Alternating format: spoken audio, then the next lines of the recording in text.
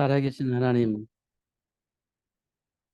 하나님은 우리가 알 수가 없습니다.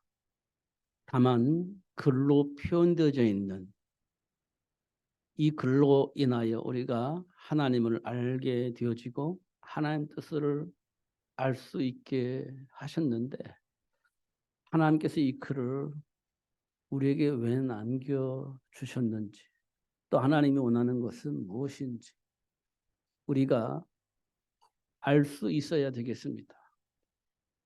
참 다행스러운 것은 보혜사 성령 하나님께서 가르쳐 주시고 깨닫게 하신다고 하셨으니 집중하여 하나님께 질문하여 응답받는 삶이 될 수 있도록 축복하여 주옵소서. 오늘도 하나님이 뭘 원하시는지 알 수 있는 집중이 되어지게 하시고 소원하는 마음으로 말씀을 듣게 하여 주시되 성령의 간섭함 속에서 답을 얻는 축복의 시간이 되어지게 하여 주옵시고, 또 준비된 축복을 위해서 준비하게 하시고 또 도전하는 삶이 될 수 있도록 축복해 주옵소서. 예수 그리스도 이름으로 기도하옵나이다. 아멘. 제가 요즘 많은 답을 얻고 있는데요.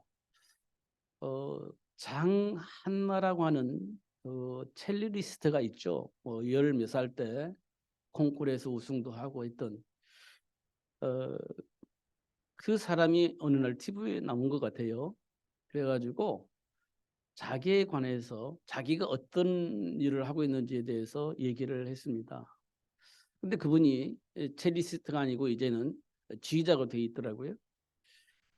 근데 그분이 하는 말이 너무 그렇다라는 것도 있었고 충격적인 것이 있었습니다. 그게 뭐냐면 자기는 베토벤을 너무 좋아한대요.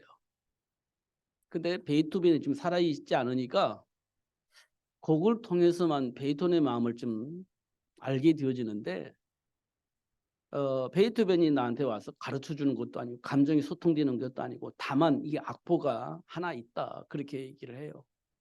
근데 그 악보가 책 한 권이더라고요. 한 곡의 악보가 책 한 권이에요. 그걸 다 읽는 거예요. 그리고 이 사람은 왜 이때 이런 것을, 이런 표현을 하게 만들었을까? 그걸 연구를 한다는 거예요. 이게 조금 우리가 유치한 말로 콩나물이 이렇게 그려져 있는데 왜 이렇게 표현을 했을까? 이걸 계속 질문하면서 찾는다는 거예요. 누구도 가르쳐주는 사람 없어요. 왜냐? 베토벤만 그 마음을 알고 있는데 그분은 안 계시니까. 그래서 계속 찾고 표현도 해보고 계속 찾고 표현도 해보고, 그런데 언제가 가장 행복하냐면 맞구나 이렇게 되어질 때가 행복하다는 거예요. 이래서 이렇게 곡을 그려놨구나. 이게 제대로 해석을 했구나 라고 생각했을 때가 굉장히 행복하대요. 그걸 이제 이 반주자들에게, 연주하는 자들에게 그 마음을 전달하는 거죠. 그래서 그렇게 표현할 수 있도록 만들고 있다, 이렇게 얘기를 해요. 베토벤의 마음을 찾아내는 거죠. 그렇다. 그럼 우리가, 하나님은 지금, 예수님은 지금 우리와 함께 계셔서 하나님이 원하는 것을 우리에게 말해주진 않지만 성경에 기록되어 있는데 왜 예수님께서는 이 말씀을 하셨을까? 우리는 찾아내야 된다는 거지.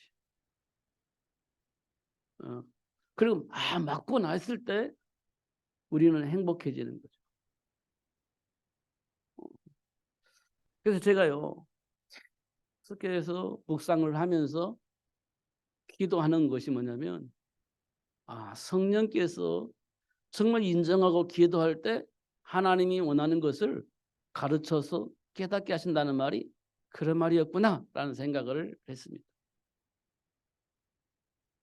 내 안에 있는 동기를 가지고 있으면 절대 볼 수도 없고 깨달을 수가 없을 겁니다. 이게 너무너무 좋은 거예요. 그렇구나. 체질이 아니고 감정이 아니고 하나님 앞에서 내 생각을 내려놓고 하나님 앞에 간다는 거, 이거는요 정말 말로 표현할 수 없는 행복감입니다. 그러고 보니까요, 세상은 지금 어떻게 하고 있냐? 정의를 외치고 능력을 외치고 사랑을 외치고 메시지를 원하는 겁니다. 하나님이 원하는 거 상관없어요. 지금 내 안에 있는 갈급함을 통해서 정의를 외치고 능력을 요구하고 사랑을 요구하고 메시지를 요구를 하고 있는 겁니다. 그러니까 이 세상은요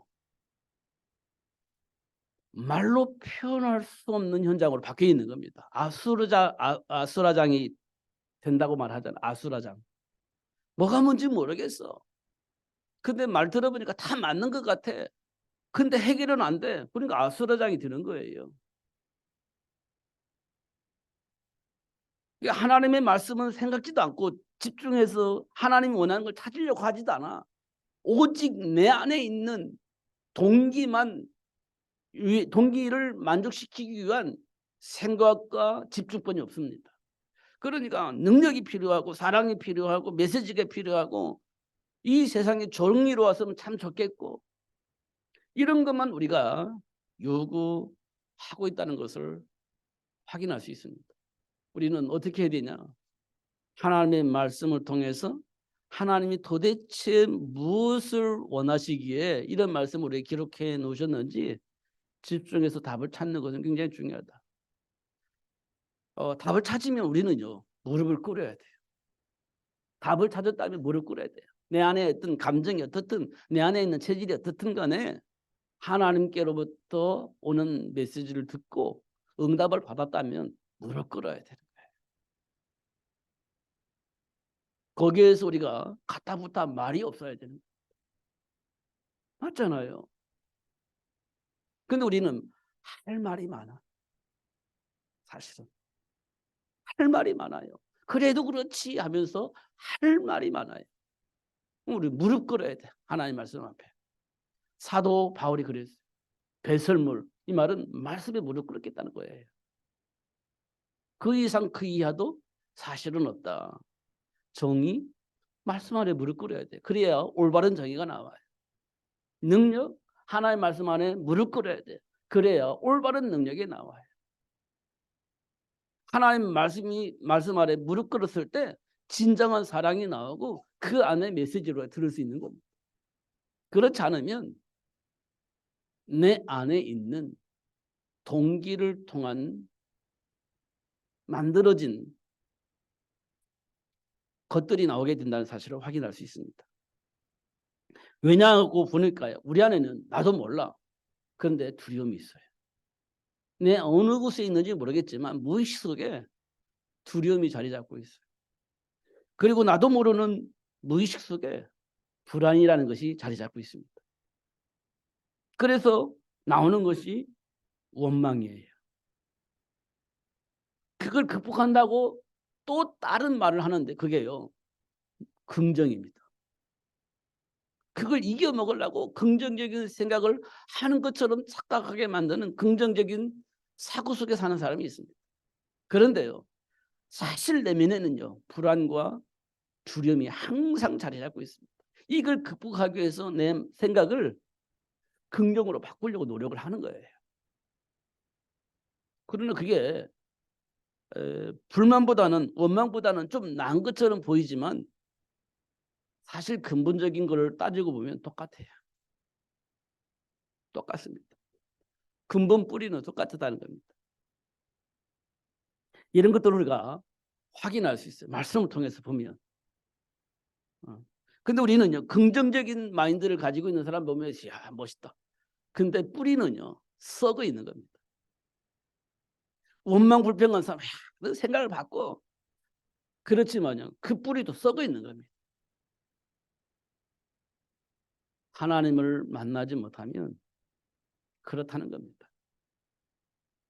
바리새인들이 그렇게 말씀을 붙잡고 많은 사람들을 가르치고 훈련시켰는데 근본 뿌리는 썩어 있었습니다. 하나님과 함께하는 축복이 뭔지 모르기 때문에 말씀을 가지고 가르치기도 하고 올바로 살으라고 그렇게 종용을 했지만 뿌리는 썩어 있었던 겁니다.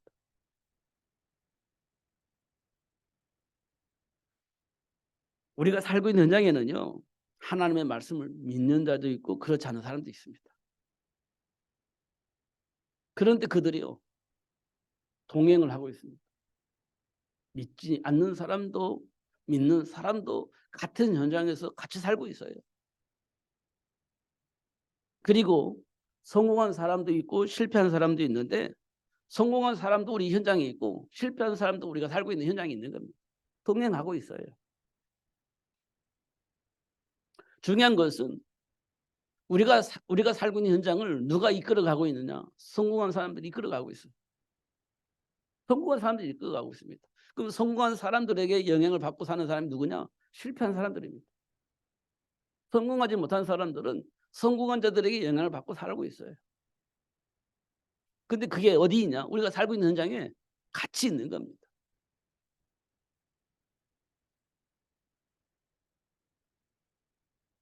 근데 그 안에는요, 성공한 사람들 가운데는요, 믿는 사람도 있고 믿지 않는 사람도 있는 거예요.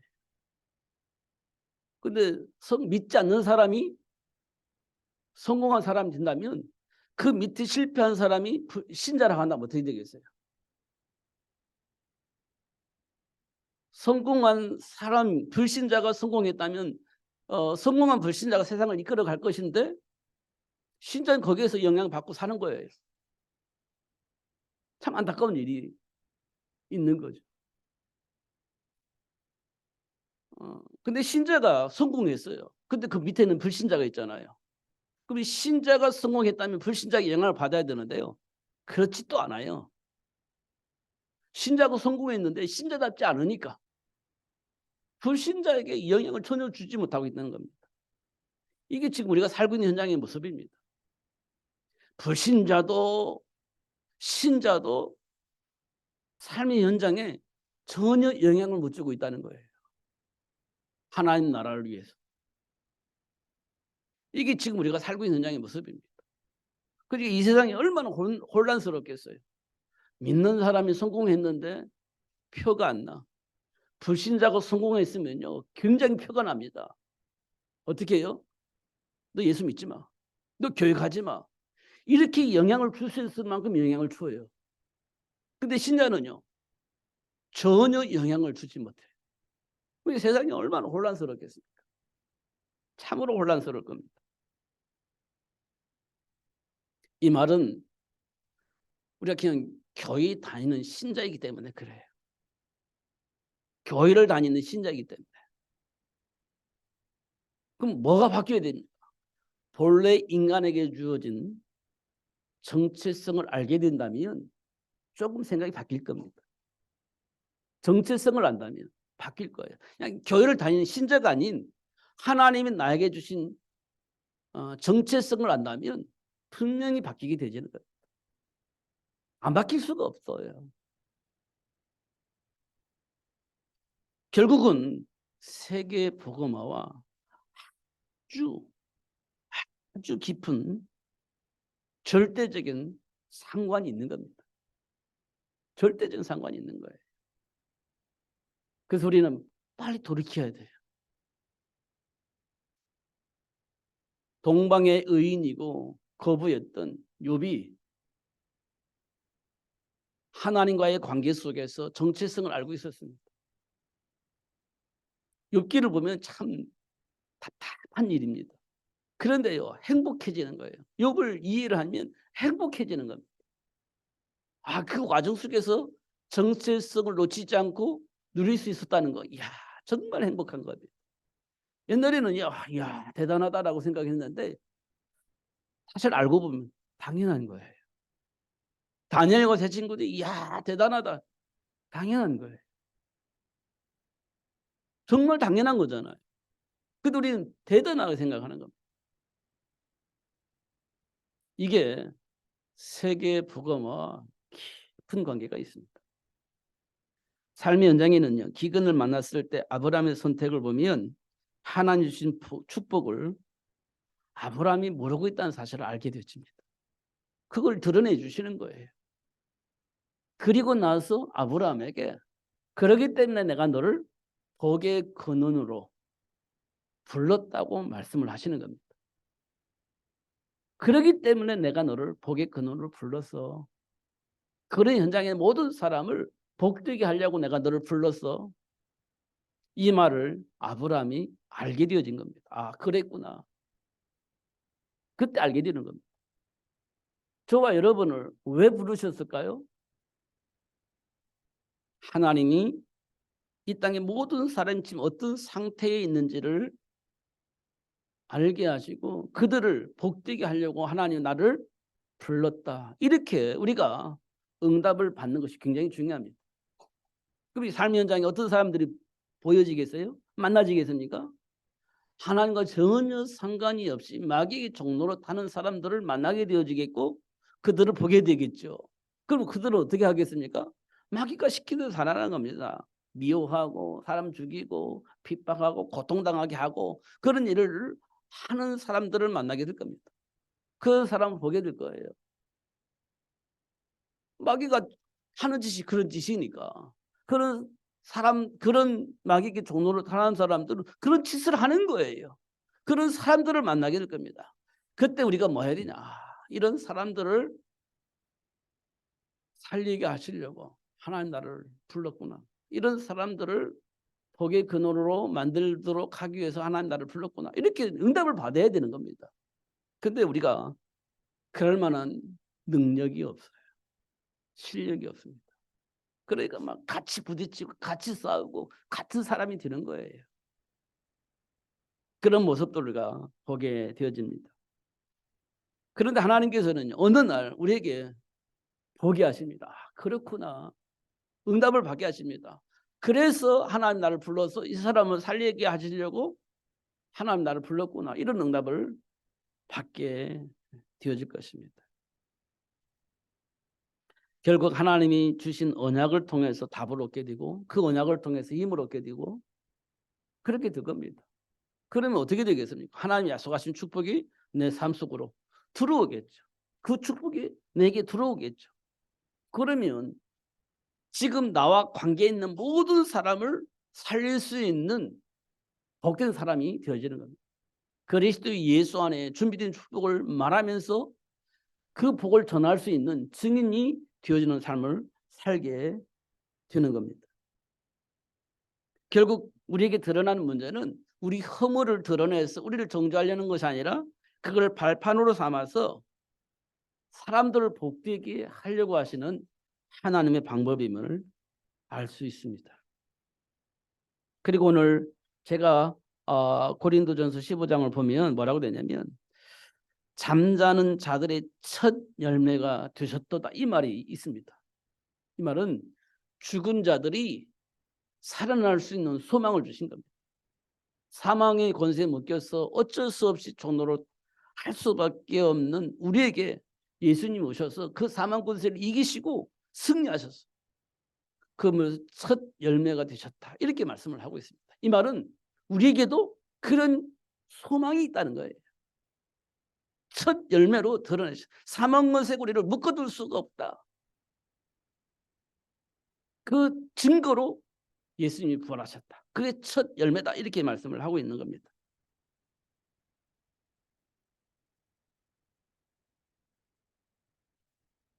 이 말씀을 우리는 붙잡아야 돼요. 그럼 우리 삶의 현장에 어떤 일이 일어나는가 보면은요. 언제든지 만날 수 있는 문제들이 있습니다. 언제든지. 그게 뭐냐면요. 골리앗 같은 강한 자가 우리를 공격하는 일이 생깁니다. 언제든지 만날 수 있어요. 언제든지. 그들의 힘과 능력이 있어요. 그리고 그들이 우리를 딱 제압을 하려고 하는 거예요. 그러면 그 힘과 능력을 제압할 수 있는 능력이 우리가 없으면 당하는 거지. 언제든지 이런 일들이 일어나는 겁니다. 언제든지. 그리고요. 바리새인들이 공격이 있습니다. 사상과 이념, 종교를 가지고 우리를 계속 공격하면서 우리에게 주어진 복을 누릴 수 없도록 왜곡시키는 자가 있습니다. 언제든지 만날 수 있어요. 신천지가 우리를 왜곡하죠. 옛날에 여호와 증인들이 우리를 공격하죠. 계속 공격을 해옵니다. 여호와의 증인이 공격. 근데 대응할 수가 없어. 그러니까 말하지 말라고 하죠. 신천지가 요즘 막 난리치잖아요. 그런데 대항할 수가 없어. 그냥 무조건 따라가지 말라고 얘기를 합니다. 수없이 공격합니다. 계속해서 공격합니다. 어느 날 내가 갈급해지면요, 그 말을 듣게 되거든요. 아, 그렇구나 하고 따라가게 돼 있거든요. 신천지들이 난리치고 있는 겁니다. 여호와 증인들이 난리치고 있습니다. 옛날에 길거리에 보면 도를 아십니까 하면서 막 접근해가지고 얘기하잖아요. 근데 우리가 어떻게 할지를 몰라. 내가 분명히 예수 믿는 교회 다니는 사람인데 도를 아십니까 하면서 쭉 얘기하는데 막 끌려가. 이런 일들이 수없이 일어납니다. 근데 뭐 대책을 세울 수가 없어. 왜? 나라는 존재가 어떤 존재인지를 모르고 교회만 다니니까 그런 이상한 말을 해도 막 휩쓸려 가는 거예요. 언제든지 만날 수 있습니다. 언제든지. 근데 그들에게 답을 줄 수 있는 실력이 내게 없어. 하나님을 모르고 내가 어떤 존재인지를 모르니까 막 휩쓸리는 거예요. 그리고 유라굴로 광풍을 만나요. 야, 이건 대책이 없잖아요. 천재지변이니까. 이 뉴스 보니까요. 뭐 오송이가 뭐 지하철에 막 갑자기 물이 불어가지고 뭐 열 몇 명이 죽고 열 몇 명이 또 뭐 이렇게 실종되고 뭐 이런 사건이 벌어졌잖아요. 이거는 천재지변이고 어떻게 감당이 안 되는 거예요. 그러면 뭐라고 합니까? 나중에 왜 지하들을 팠는데 왜 물이 나왔을 때 왜 방법을 그걸 해결할 수 있는 그런 걸 시설을 안 했는지 뭐 이런 거 따지겠죠. 그러니까 정의를 얘기를 하고 능력을 얘기하고 그렇게 하는 겁니다. 그렇잖아요. 근데 이게 천재지변이야. 방법이 없어. 이런 일들을 우리가 얼마든지 만날 수 있는 겁니다. 옛날에 막 오래전 얘기지만 3번 백화점이 무너졌어요. 와, 백화점이 무너져? 그게 뭡니까? 그거 이제 천재지변은 아니에요. 인재예요. 예. 건물을 지을 때 이상하게 지었어요. 어. 근데 알고 보니까 그 건물의 주인이 장로님이야. 아, 답답한 일이죠. 정말 답답한 일이에요. 이런 일들이 우리 삶 속에 일어나는 겁니다. 언제든지 만날 수 있어. 안 만나기를 원하지만 만날 수 있는 상황이 생기는 겁니다. 중요한 것은 그 안에서 내가 누구인지 그리고 그 복을 어떻게 누릴 것인지에 대한 답을 가지고 있느냐 없느냐가 중요한 겁니다. 기근을 맞는 아브라함은 복의 근원입니다. 복의 근원. 그 속에서 복의 근원 축복을 누릴 수 있어야 되는 겁니다. 그런데 하나님께서는 복의 근원 축복을 누릴 수 있도록 역사를 하셨죠. 실패도 하고 또 뭐 실패 가운데 하나님 준비한 축복을 알고 복의 근원 축복을 누릴 수 있도록 역사하시는 하나님의 역사를 우리가 보게 되어지는 겁니다. 요셉은 하나님이 준비한 축복 속에 있었지만 노예로 팔려나가는 거예요. 그래서 애굽의 노예가 되어집니다. 그 속에서 하나님 준비한 축복을 누릴 수 있어야 되는 겁니다. 근데 요셉이요. 그 복을 누릴 수 있었어요. 비밀이 있었습니다. 그래서 그 와중에도 하나님 주면 축복을 누릴 수 있었습니다. 그 형통한 복을 누릴 수 있었겠죠. 그리고 그 막강한 힘을 가지고 골리앗과의 대치하고 있을 때 이스라엘 군인들은 어떻게 할 수가 없었습니다. 그런데 목동 다윗이 가서 골리앗을 이기게 되십니다. 어떤 배경을 가지고 있었길래 골리앗을 이길 수 있었을까요? 목동인데.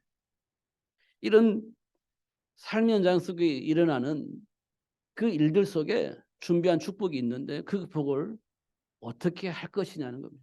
이건 굉장히 중요한 겁니다. 인간에게 하나님 주신 정체성의 축복이 있습니다. 하나님이 인간에게 주신 정체성의 축복이 있습니다. 그걸 누릴 수 있는 비밀이 있어야 됩니다. 그걸 알고 누릴 수 있는 비밀이 있어요. 그걸 보고 우리는 언약이라고 합니다. 그걸 언약이라고 그래요. 하나님의 약속이라는 뜻입니다. 그게 뭐냐? 사탄의 머리를 상하게 할 여자의 후손. 지금 우리를 혼란케 만들고 준비된 축복을 누리지 못하게 만드는 그 사단의 머리를 깨트리고 하나님 준비한 축복을 누릴 수 있는 신부권세를 회복할 수 있는 여자의 후손. 이게 우리에게 굉장히 중요한 겁니다. 이건 모르면 아무것도 안 되는 거예요. 왜냐하면 세상에 성공자가 있어요. 세상에는요, 쾌락을 내 삶의 즐거움으로 착각하게 만드는 그런 존재가 있습니다. 그럼 우리는 그 길을 가는 거지. 성공을 위해서. 내가 원하는 쾌락을 위해서. 그 길을 선택해서 가는 겁니다. 근데 그 배경이 누가 있냐? 생각 안 해요. 관심도 없습니다. 그냥 내가 원하는 쾌락을 위해서 가는 거예요. 하나님 기뻐하시든지 마귀가 좋아하든지 그 신경 안 써요. 그냥 내가 원하는 거, 하고 싶은 거 하면서 가는 거예요. 그게 선택입니다. 그 언약 안에서 보면 그게 분별이 되는데 언약과 상관없어. 그냥 내 감정대로 하는 거예요.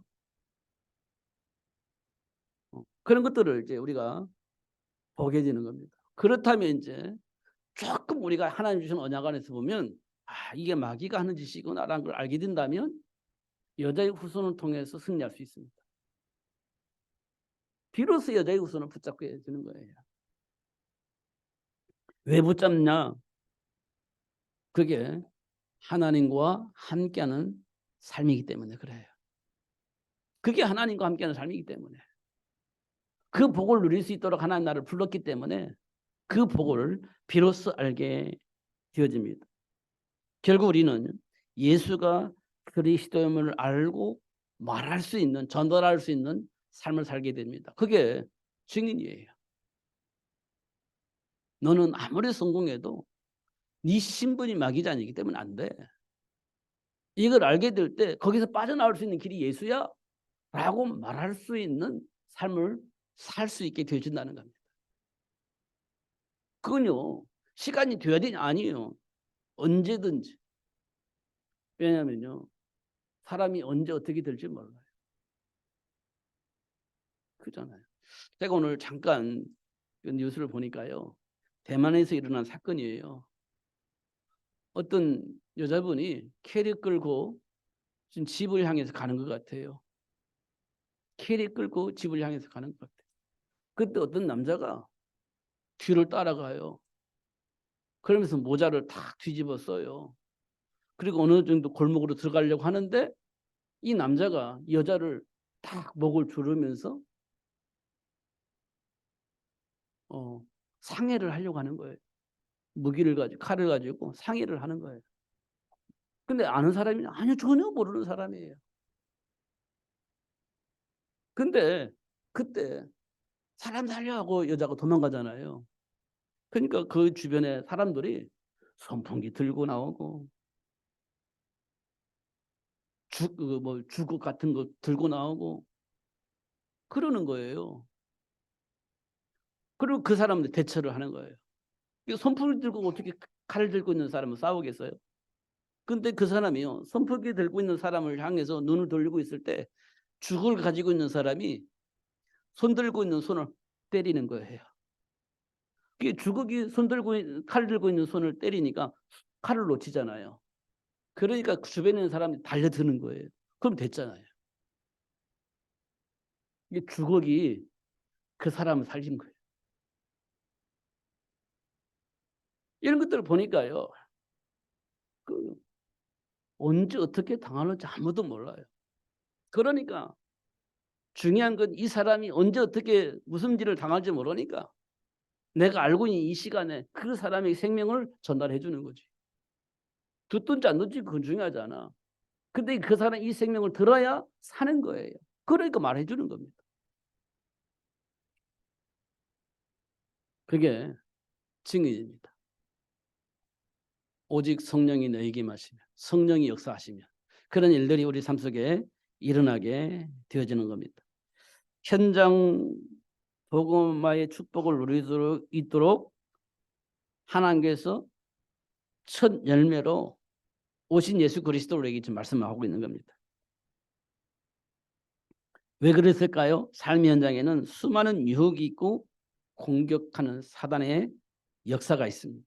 그게 왜곡된 삶이에요. 왜곡된 생각은 왜곡된 삶으로 연결되어지겠죠. 그게 사탄의 일입니다. 창세기 3장 현장에서의 유혹은요. 너가 하나님같이 들 수 있어. 하나님같이 들 수 있고 하나님처럼 살 수 있어. 이게 창세기 3장의 유혹입니다. 이게 너무 쉬운 얘기인 것처럼 보이지만 이게 쉬운 일이 아닙니다. 내 안에 있는 동기와 내 안에 있는 생각을 바꿀 수가 없는 거예요, 이게. 내 안에 있는 생각이 있고 동기가 있는데 그게 안 바뀌어지는 겁니다. 이게 유혹하니까. 너 네 맘대로 할 수 있지. 네가 할 수 있는 거지. 능력이 있는 거지. 이렇게 말하면 맞아. 할 수 있지. 해야지. 이게 드는 겁니다. 근데 그리스도 밖에서는 이게 불가능한 거예요. 그런데 그리스도 안에서 해야 할 축복인데 그리스도 밖에서 또 얼마든지 할 수 있다라고 착각을 하게 만드는 겁니다. 그게 창세기 3장 사건이에요. 그리고 창세기 6장은요. 성공이 중요하지. 내가 성공하려고 예수 믿지. 여기에 우리가 포인트 맡겨지는 겁니다. 예수 믿는 이유. 성공을 위해서. 성공하기 위해서. 그렇게 이제 생각을 하는 겁니다. 그럼 이제 이해가 안 되는 게 뭐냐면요. 거지 나사로. 이해가 안 되는 겁니다. 예수 믿는데 왜 거짓을 살아? 이해가 안 되는 겁니다. 왜냐하면 예수 믿는 이유는 성공이니까. 성공이니까. 근데 예수 믿는데 왜 거짓처럼 살아? 이 부분이 이해가 안 되는 겁니다. 부자처럼 살아야 맞지. 거지가 뭐야 이게. 이렇게 되는 겁니다. 이게 뭐냐면 네피림 문화예요. 막 혼란스럽게 만드는 거지. 하나님과 함께하는 것이 아니라 성공의 목적을 두니까 혼란스러운 겁니다. 형통하는 것이 목적이 되다 보니까 혼란스러운 거예요. 이런 부분도 우리가 볼 수 있습니다. 이게 네피림, 사단이 만든 네피림 문화입니다. 창세기 11장의 바벨탑 문화 뭐냐? 종교, 정신과 정성과 헌신. 그러면 복 받을 거야 이 생각입니다. 정성을 들이고 헌신을 하면 복 받을 거라는 겁니다. 그게 종교입니다. 그게 창세기 11장의 바벨탑이죠. 무지개 언약 신경 안 써요. 정성과 헌신을 통해서 복을 받겠다는 겁니다. 이게 종교입니다. 이게 사탄의 일이에요. 우리 인생을 굉장히 왜곡시키는 거죠. 두려움과 불안과 원망 속에 있는 이 문제를 단번에 해결할 건 뭐냐? 성공하는 거예요. 그 성공을 위해서는 정성을 다하고 헌신을 하면 그 복을 줄 거라는 거예요. 이게 이제 우리 안에 있는 거예요. 이게 착각인 겁니다. 그게 왜곡된 삶인 겁니다. 이게 안 바뀌는 거예요. 우리는. 이 생각이 안 바뀌는 겁니다. 그러니까요. 하나님이 준비한 세계 복음화를 위해서 준비한 축복을 우리가 알고 누릴 수 있어야 되는데 이게 안 되는 겁니다. 이것 때문에. 그러면서 제자를 준비하라. 아니, 먹고 살기도 힘든데 무슨 제자 준비야. 이렇게 되는 겁니다. 먹고 살고 힘든데 뭐 영적 싸움? 먹고 살고 힘드는데 뭐 그리스도 안에 있는 누림? 이게 우리에게 자꾸 거부가 되어지는 겁니다. 먹고 살기도 힘들어요.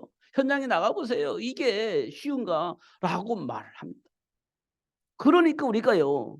그리스도 제자 만들어야 되고 그러니까요. 우리가 영적 싸움을 해야 되고 이렇게 응답을 받아야 되는데 현장에 나가 보세요. 그게 가능한가? 안 돼요. 그거. 교회에서는 하는 얘기지. 그러면 현장은 어떻게 되겠어요? 말이 안 되는 거죠. 그래서 오직 예수가 답이 되는데요. 이게 우리는 우습게 보여지는 겁니다. 이게 우습게 보여지는 거예요.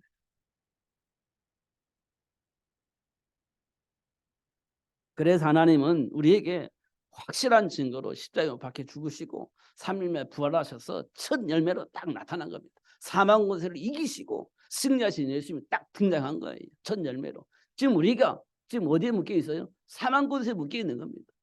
그것 때문에 어쩔 수 없이 일생마귀 종로로 할 수밖에 없는 배경을 가지고 있는데 그 사망 권세를 가지고 마귀 머리에 박살내고 해방시켜버린 겁니다. 첫 열매로 딱 나타나신 거예요. 그리고 우리에게 주어진 복이 그런 것이다라고 말씀을 해주고 계시는 겁니다. 그럼 어떤 일이 벌어져요? 400년 노예의 신분에서 해방되죠. 400년 동안 어쩔 수 없이 애굽의 노예로 살았잖아요. 그 애굽의 어떤 힘 앞에 굴복하고 400년 노예 생활하잖아요. 근데 희생집 어린아이 피를 발견했을 때 거기서 비로소 해방이 되어지는 겁니다. 해방되는 거예요. 운명과 팔자 해방되는 겁니다. 거기서 해방되는 거예요. 저주와 재앙 같은 삶 해방되는 겁니다. 그 속에서. 그리고 40년의 광야 현장에서 준비된 축복을 확인하는 겁니다. 우리 수준은 물이 없으면 원망하고 먹을 것이 없어 원망하고 맨날 먹는 거 먹으면 또 원망하고 그런 수준입니다. 그런데 하나님께서요. 물도 주시고 먹을 것도 주시고 하나님이 주신 신복원세를 알게 하시고 누릴 수 있도록 그렇게 축복을 하시는 겁니다. 지금 내게 주어진 복이 무엇인지 확인시켜주는 겁니다. 그게 40년의 광야 생활이에요. 내가 누구인지를 확인시켜주는 겁니다. 그게 광야의 40년의 생활입니다.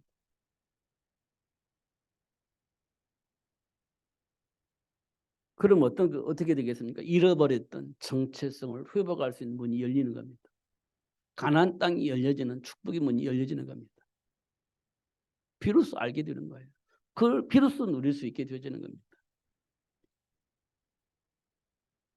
결국 삶의 현장에서 어떤 일이 어떻게 벌어지는지 우리는 알 수 없지만 어떤 환경 속에서 내가 어떤 고통을 당할지 모르겠지만 그들이 우리를 이길 수 없는 신분임을 우리가 알아야 됩니다. 그들이 나를 어떻게 할 수 없는 신분을 내가 가지고 있다는 사실을 알아야 돼요. 그러면 그들을 이겨먹을 수 있는 권세가 우리에게 줬다는 사실을 알게 되고 싸워 이길 수 있는 축복이 오는 겁니다. 비로소 이제 싸우게 되어지고 비로소 이길 수 있는 축복이 시작이 되어지는 겁니다. 현장이 바뀌는 거예요. 요셉이 형통한 복을 누리니까 바뀌는 겁니다. 다니엘과 세 친구들이 그리스도 안에 있는 복음을 고백하고 결단을 하니까 바벨론이 회복되어지는 겁니다. 그잖아요. 그게 하나님 우리에게 주신 축복의 이유입니다. 근데 우리가 이제 고통스러운 것은 다 망한 것처럼 보여요. 할 수 없을 것처럼 보여요. 그런데 하나님께서 그 현장을 바꿀 수 있는 구레터기를 남겨놓으셨다는 거예요. 결국 바뀐다는 거예요. 뒤어진다는 겁니다. 구레터기를 통해서 뒤어지게 하신다는 거예요. 결국 준비된 구레터기를 통해서 땅끝까지 복음을 증거할 수 있는 문이 열려지도록 그렇게 하신다는 겁니다. 그런데 이거를요. 누구도 막을 수가 없다는 거예요. 이 복을 누구도 막을 수가 없다는 겁니다. 이 증거를 하나님이 우리에게 보여주셨는데 사망 권세를 이기시고 승리하신 예수님이 첫 열매로 등장하셨다는 것. 우리도 그렇게 되어질 수 있도록 하나님 약속하셨는데 그 증인으로 예수님이 사망 권세를 이기시고 첫 열매로 등장을 하신 거예요. 그럼 우리도 그 복을 누릴 수 있다는 거예요. 그래야 현장 복음화가 되어지고 세계가 복음화되어지는데 그 일을 위해서 하나님 우리를 부르셨다는 거예요. 그 복을 누릴 수 있도록 축복하셨다는 겁니다.